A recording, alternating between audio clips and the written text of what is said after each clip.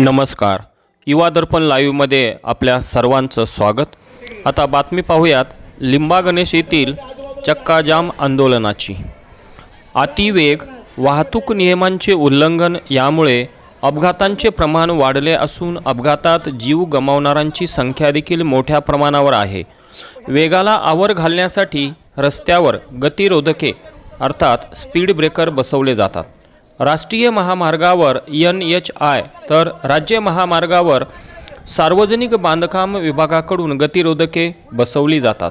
मात्र अहमदपूर ते अहमदनगर राष्ट्रीय महामार्ग क्रमांक 548D या मार्गावरील मांजरसुंबा ते पाटोदा दरम्यान लिंबा गणेश येथील इयत्ता 4वी ते 12वी पर्यंत पंचक्रोशीतील जवळपास 1000 पेक्षाही जास्त विद्यार्थी शिक्षण घेत असून भालचंद्र माध्यमिक विद्यालयाच्या मुख्य प्रवेशद्वारासमोरील राज्य महामार्गावर गतिरोधके बसवण्यात आली नसल्याने शाळेच्या कालावधीत विद्यार्थ्यांना रस्ता ओलांडताना जीव मुठीत धरून प्रवास करावा लागतो.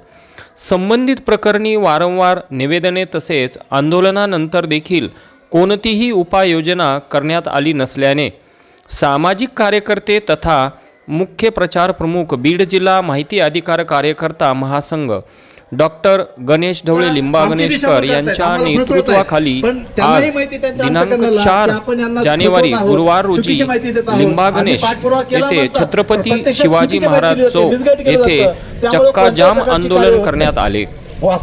यावेळी आंदोलनात सरपंच बालासाहेब जाधव, उपसरपंच बाळकृष्ण थोरात, रवींद्र निर्मळ, राजेभाऊ गिरे, कल्याण वाणी, रामकिसन गिरे, विक्रांत वाणी, सुरेश निर्मळ, बाळासाहेब मोरे, अंजनवतीकर, बाळासाहेब मुळे, पांडुरंग वाणी, ग्रामपंचायत सदस्य समीर शेख, अक्षय वाणी, अशोक जाधव, अभिजित गायकवाड, पत्रकार हरिओम क्षीरसागर, किसन सावंत, सचिन वाणी, पिंपरनेचे सरपंच बाळासाहेब वायभट, तुकाराम गायकवाड, संतोष वाणी, संतोष भोसले, अशोक वाणी, विनायक वाणी, कृष्णा वायभट, विठ्ठल कदम, अशोक जाधव, ग्रामस्थ तसेच भालचंद्र माध्यमिक विद्यालयातील शिक्षकही देखील सहभागी झाले होते. यावेळी भालचंद्र माध्यमिक विद्यालयाचे मुख्याध्यापक किसन सावंत, रवींद्र निर्मळ, बाळासाहेब मोरे, अंजनवतीकर, हरिओम क्षीरसागर, बाळासाहेब मुळे, गणेश आजबे, सचिन वाणी यांनी समयोचित भाषणे देखील केली.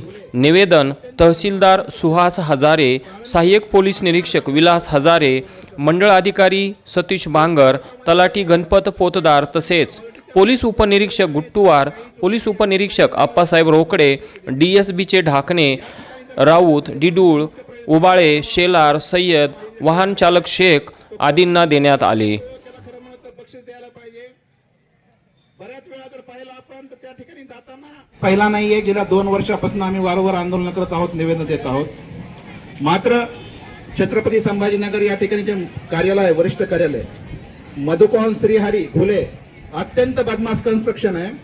कारण की ज्या मागण्या आज आपण मागत आहोत गेल्या 2 वर्षापासून लेखी स्वरूपामध्ये हे कंत्राटदार त्यांना ऑलरेडी त्या मागण्या पूर्ण केलेल्या आहेत, आमची काही चुकी नाही, आमची काही नाही आहे अशा स्वरूपात लेखी देत आहे. या ठिकाणी जर पाहिलं तर लिंबा गणेशच्या मुख्य प्रवेशद्वारामध्ये जेव्हा आपण प्रवेश करतो तेव्हा हे जे टेकाड केलंय तो कोण इंजिनियर असेल तो त्याला खरं म्हणत तर बक्षीस द्यायला पाहिजे. बऱ्याच वेळा जर पाहिलं आपण तर त्या ठिकाणी जाताना गाड्या उलटतात आणि सगळ्यात मूर्खपणा जास्त म्हणजे जेव्हा छत्रपती संभाजीनगर कार्यालयाहून फॅक्स येतो, पत्र येतं आणि जेव्हा हुले कन्स्ट्रक्शनचे घुले म्हणतात की हे ग्रामपंचायतचं काम आहे. आता सरपंचांनी मला वाटतं खरंच हुले साहेबांचा सत्कार करायला पाहिजे की इतकं मोठं ग्रामपंचायत करू शकते का राष्ट्रीय महामार्ग. दुसरी गोष्ट गतिरोधकचा विषय जो आहे आणि 1916चं जे पत्रक आम्हाला दाखवतात की राष्ट्रीय महामार्गावर गतिरोधक नसतात, तर मी त्यांना 23 एप्रिल रोजी 2023 रोजीची बातमी आहे सकाळमध्ये, याच अहमदपूर ते अहमदनगर राष्ट्रीय महामार्ग क्रमांक 548D वर अहमदपूर तालुक्यातील त्या गावामध्ये याच कारणामुळे गतिरोधक बसवण्याचा फोटो आहे, बातमी आहे, मी प्रशासनाला दिलेली आहे. दुसरी गोष्ट जर जे लोक आपली मुलं शिकण्यासाठी लातूरला पाठवत आहेत त्या मार्गाने जर गेलं तर बऱ्याच ठिकाणी गतिरोधक याच मार्गावर आहेत. केवळ 2016चा हवाला देऊन या ठिकाणी जर पाहिलं तर दिशाभूल करतंय. तिसरी गोष्ट हे जे बॅरिकेड सांगितलेले बॅरिकेड जेव्हा आम्ही त्यांना म्हणतो की ज्या ठिकाणी क्रॉसिंग होते, मग गाव असेल, शाळा असेल, तर त्याच्या दोन्ही बाजूनी केवळ 15 फूट, जेणेकरून पलीकडला माणूस दिसत नाही आणि अपघात होत आहेत, तेवढं अर्ध कट करा. तर हे इथलं कंत्राटदार वर अधिकाऱ्यांना पाडतंय की हे म्हणतायत की सगळंच कट करा, म्हणजे एकंदरीत दिशाभूल करण्याचं काम हे करतंय.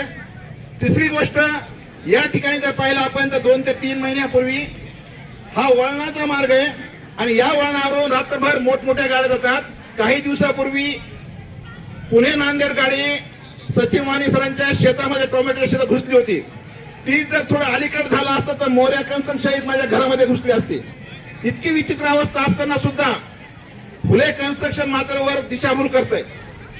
त्यामुळं आणि सगळ्यात महत्वाची गोष्ट म्हणजे जेव्हा आम्ही लेखी देतो की वरिष्ठ अधिकारी आल्याशिवाय आम्ही टाकीतून उठणार नाहीत, गेल्या वेळेस तसं आम्ही लेखी दिलं होतं, परंतु तेव्हा 4 महिन्यापूर्वी हजारे साहेब आले होते, अभियंता महेश देशमुख आले होते, नायब तहसीलदार पोद्दार आले होते आणि त्यांच्या समोर 5 दिवसामध्ये आम्ही काम करू म्हणलं होतं. या घटनेला 4 महिने होऊन गेले, मात्र कुठल्याही प्रकारची त्यांनी हालचाल केलेली नाहीये. एकंदरीतच जबाबदार किंवा ज्याला अधिकार आहेत अशा व्यक्तीला हुले कन्स्ट्रक्शन या ठिकाणी पाठवत नाहीये.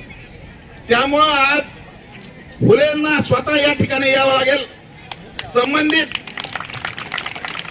आणि दाखवावं लागेल नेमकं हे जे आहे तुमची कुठली चूक आहे. सगळ्यात महत्वाचं म्हणजे कुठल्याही प्रकारे ज्याला आपण म्हणतो की काम न करता एखादं निवेदन प्रशासनानं दिलं, तसं पाहायला जर गेलं तर कळम या ठिकाणी जर पाहिलं तर त्या शालेय विद्यार्थ्यांसाठी शासनाने पूल बांधलेला आहे. पाली या ठिकाणी जर पाहिलं तर पालीची जी शाळा आहे त्या शाळेसाठी मोठ्या प्रमाणावर त्यांनी पूल बांधलेला आहे राष्ट्रीय महामार्गावर. आणि जर आपण तुम्ही गुगल सर्च केलं तर त्या गुगलमध्ये कुठल्या ठिकाणी गतिरोधक बसवण्यात यावेत आणि कुठल्या ठिकाणी त्याचे नियम जर अटी पाहिल्या तर ज्या ठिकाणी शाळा आहे, ज्या ठिकाणी वर्दळीचा रस्ता असेल, वळण धोकादायक असेल, दवाखाना असेल, या ठिकाणी आणि जर ग्रामपंचायत ठराव असेल तर प्रामुख्यानं त्या गावातल्या लोकांची मागणी ग्राह्य धरून त्या मागणीचा विचार करून त्या ठिकाणी तातडीने गतिरोधक बसवण्यात येतात. मात्र हे हुले कन्स्ट्रक्शन